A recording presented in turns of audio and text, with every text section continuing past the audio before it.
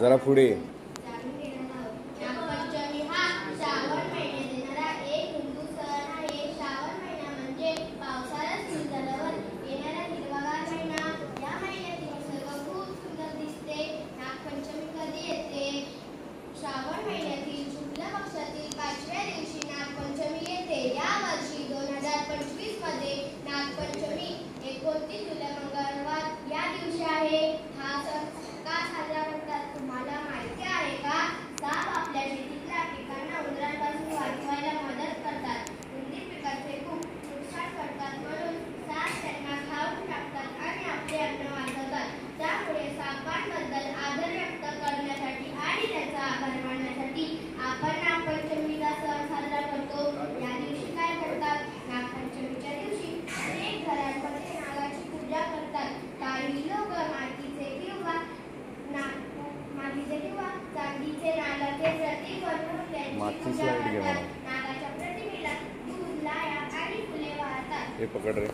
या दिवशी काही लोक नाग मंदिरात जाऊन नागाचे दर्शन घेतात. या दिवशी शेतीची कामे नागांनी करत नाहीत कारण त्या सापांना इजा होण्याची शक्यता असते.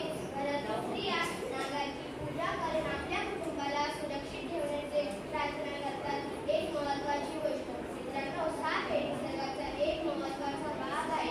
काही साप विषारी असले तरी बहुतेक साप निरुपद्रवी असतात आणि ते आपल्याला मदतच करत असतात. त्यामुळे सापांना कधी त्रास देऊ नका. ते दिसल्यास त्यांना त्यांच्या मार्गाने जाऊ द्या किंवा मोठ्या माणसांना सांगा. नागपंचमी हा सण आपल्याला निसर्गाशी आणि त्यात राहणाऱ्या प्राण्यांची मैत्री करायला शिकवतो. तर या नागपंचमीला आपण सापांचा आदर करूया आणि निसर्गाचे संरक्षण करण्याचे वचन देऊया. समजले का बाळ मित्रांनो? साईराम.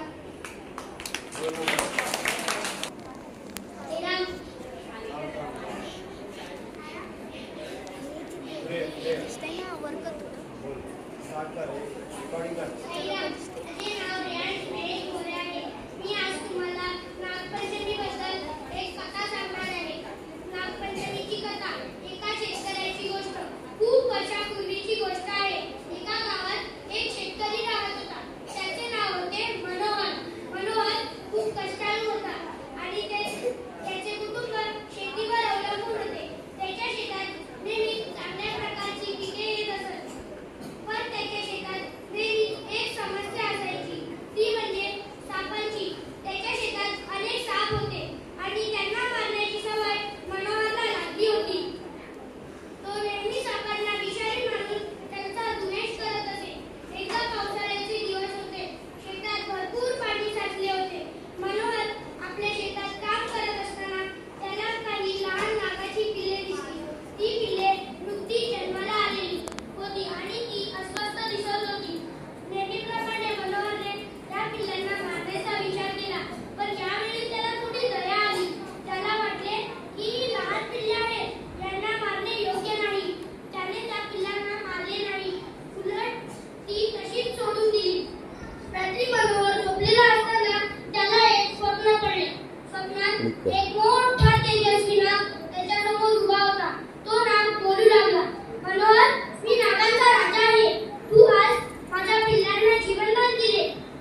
आजपर्यंत तू आमच्या अनेक बांधवांना मारलेस, पण आजच्या तुझ्या या कृतीमुळे मी खूप प्रसन्न झालो आहे. नागाने पुढे म्हटले, मी तुला एक वरदान देतो.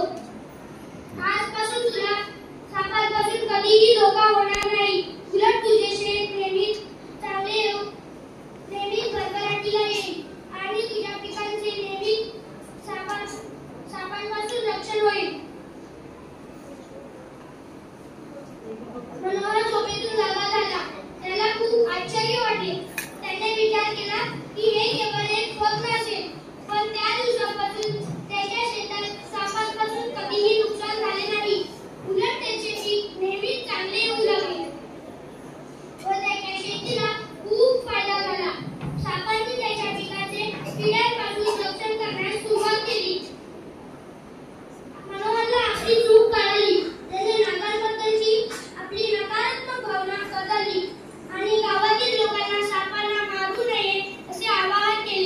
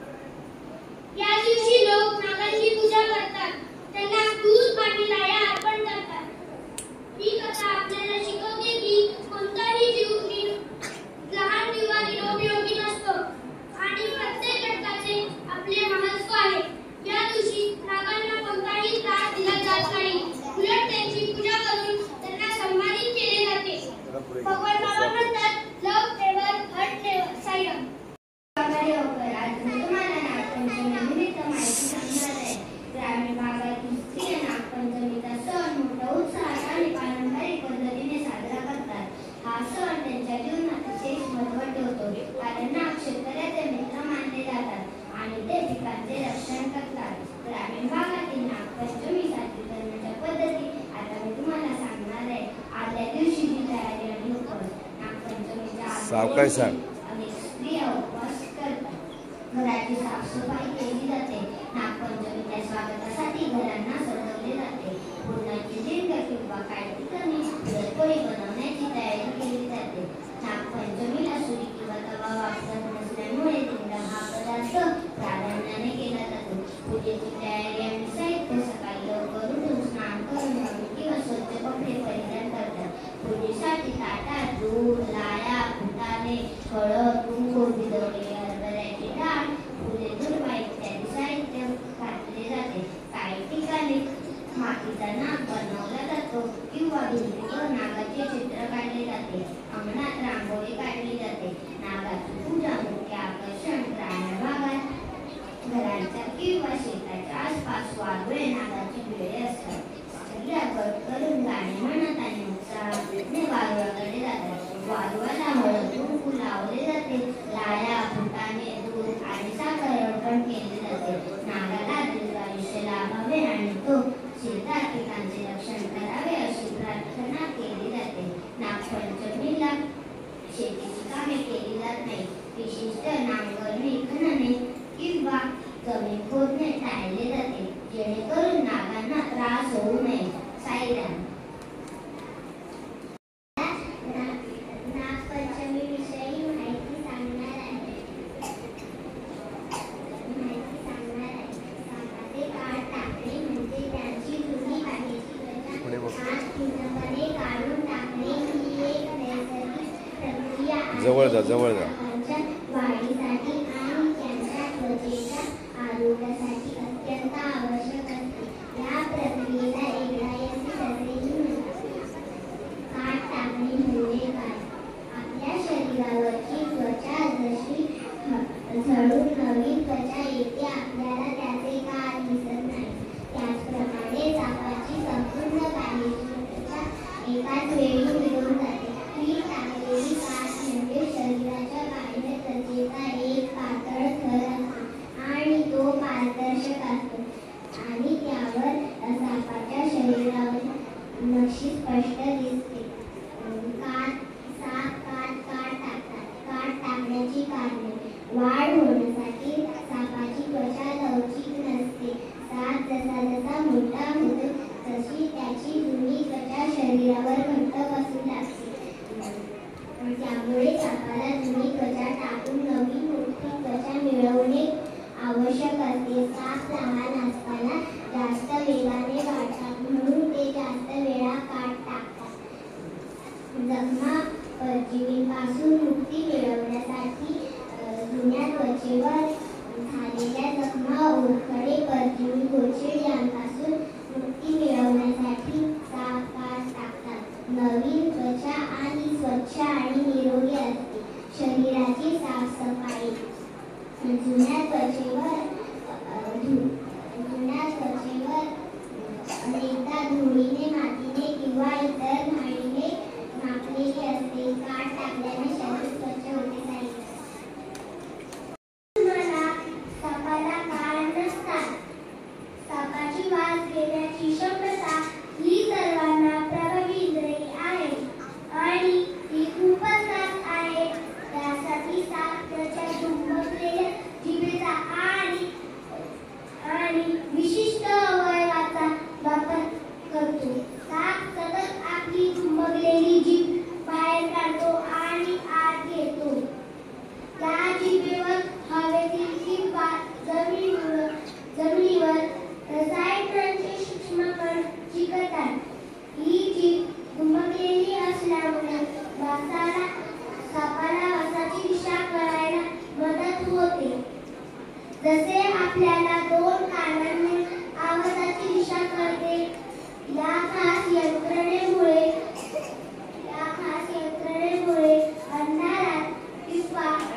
अंधारात किंवा कमी आपल्या भक्ष्याचा शोध घेऊ शकतो, धोक्यापासून दूर राहू शकतो आणि आपल्याला इतरांना शोधू शकतो. कान नसले तरी वास घेण्याची क्षमता अधिक असते? अधिक असते. जीवन जगण्यासाठी पुरेपूर मदत करते. सायरा तुम्हाला नागपंचमीची खास कोणती तरी माहिती सांगणार आहे. पारंपरिक भोजन. नागपंचमीच्या दिवशी सूर्य तवा ठेवत नाही किंवा कोणतेही धारदार वस्तू वापरत नाही अशी परंपरा आहे. वापरून बनवलेले उकडलेले पदार्थ, दूध, लाह्या, गव्हाची खीर असे पदार्थ नैवेद्यासाठी तयार केले जातात आणि ते खाल्ले जातात. यामागे पचनशक्ती चांगली राखण्याचा उद्देशही असतो. खेळ आणि लोकगीते. नागपंचमीच्या दिवशी स्त्री एकत्र येऊन पारंपरिक खेळ खेळतात. झाडाला झोके बांधतात, झोके घेतात, फुगडी, झिम्मा असे खेळ खेळले जातात. नागपंचमीची खास लोकगीत गायली जातात ज्यात नागाचे महत्त्व, पौराणिक कथा, स्त्रियांच्या भावना व्यक्त केलेल्या असतात. गाणी म्हणत खेळ करत हा सण उत्साहाने साजरा केला जातो. सायरा नागदेवताचे आशीर्वाद मिळाल्यास कुटुंबाचे संरक्षण होते आणि समृद्धी येते अशी श्रद्धा आहे. अनेक भक्त कुटुंबाच्या कल्याणासाठी आणि सर्पदंशापासून संरक्षणासाठी उपवास करतात. कालसर्पदोषातून मुक्ती कुंडलिनी. कालसर्पदोष दूर करण्यासाठी नागदेवतेची पूजा केली जाते असे मानले जाते. शिवशंकराचा संबंध नागा महादेवाचा प्रिय आहे आणि नागपंचमीला नागाची पूजा केल्याने महादेवाचे आशीर्वाद मिळतात.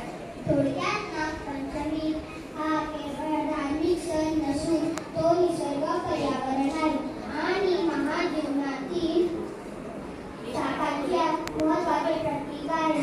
तो अध्यात्म, कला आणि पर्यावरणीय मूल्याचा एक सुंदर सण आहे. सायरा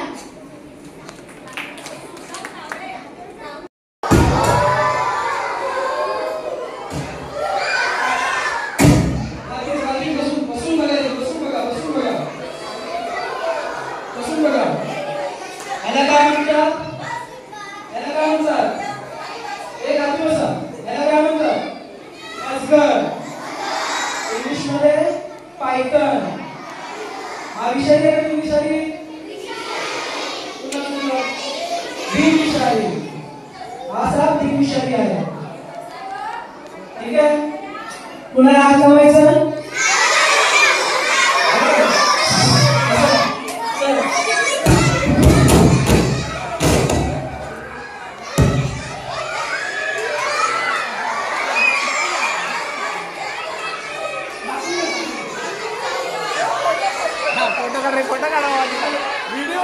व्हिडिओ केलाय.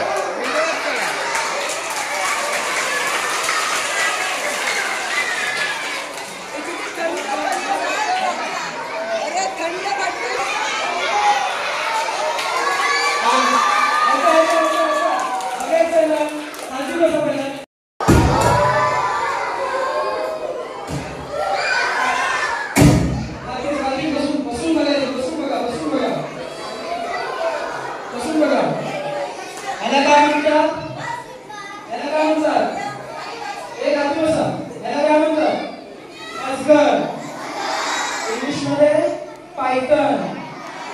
हा विषारी आहे की विषारी? बिनविषारी. हा साप बिनविषारी आहे. ठीक आहे. कुणाला हात लावायचं?